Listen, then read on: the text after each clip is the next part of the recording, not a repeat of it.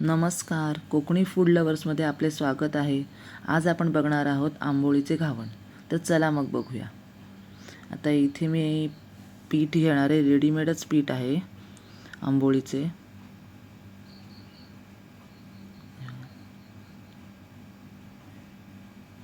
मी अंदाजानेच घेतले कारण मला 10 माणसांसाठी करायचं आहे, म्हणून मी अंदाजाने पीठ घेतलेलं आहे.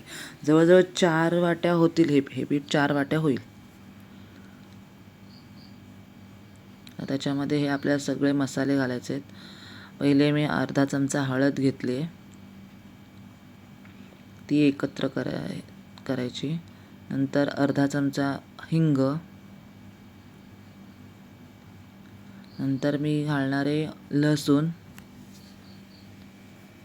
जवळजवळ 2 चमचे लसूण वापरणार आहे मी.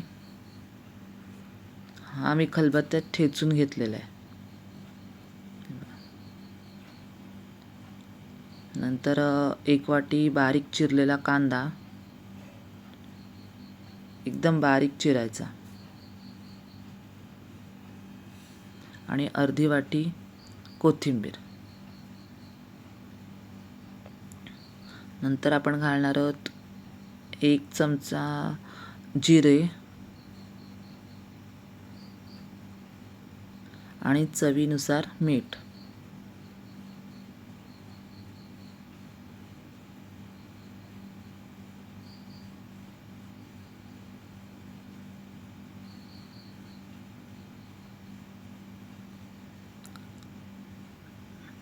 आपण याचं बॅटर तयार करून घेणार आहोत.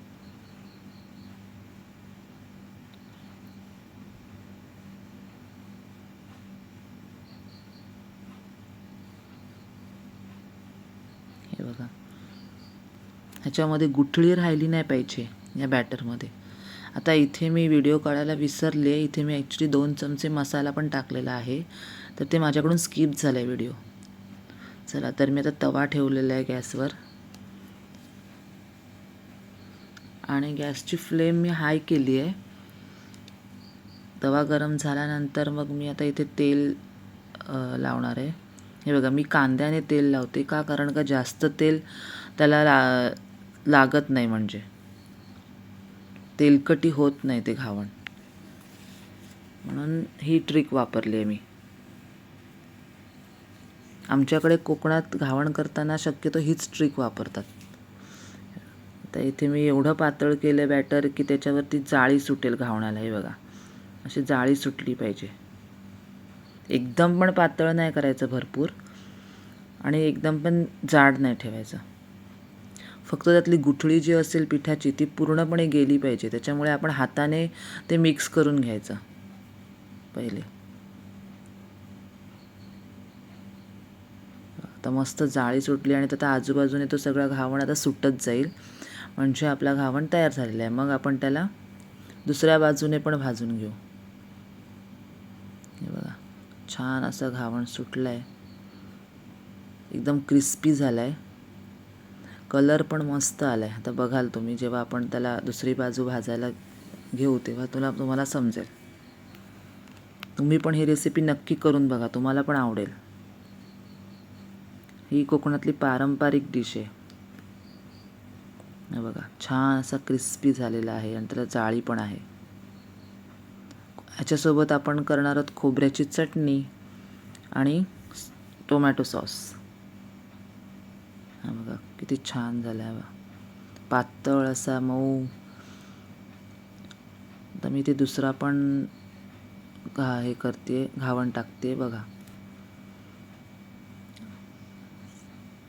तेल लावून घेतले. आता घावण सोडेन.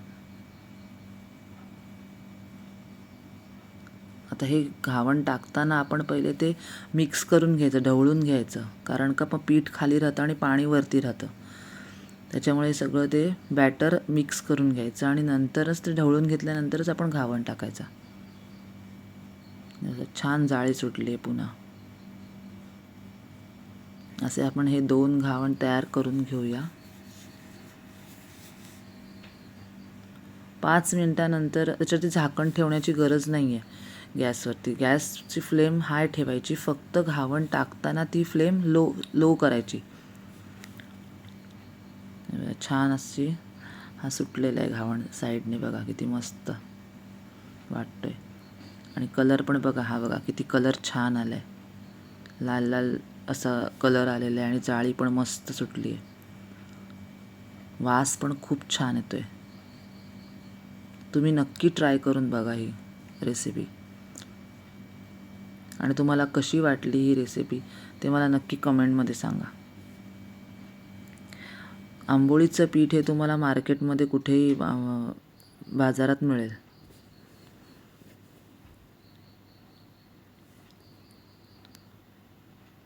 आता मी तिसरा पण त्याच्यामध्ये टाकून घेते तव्यावर.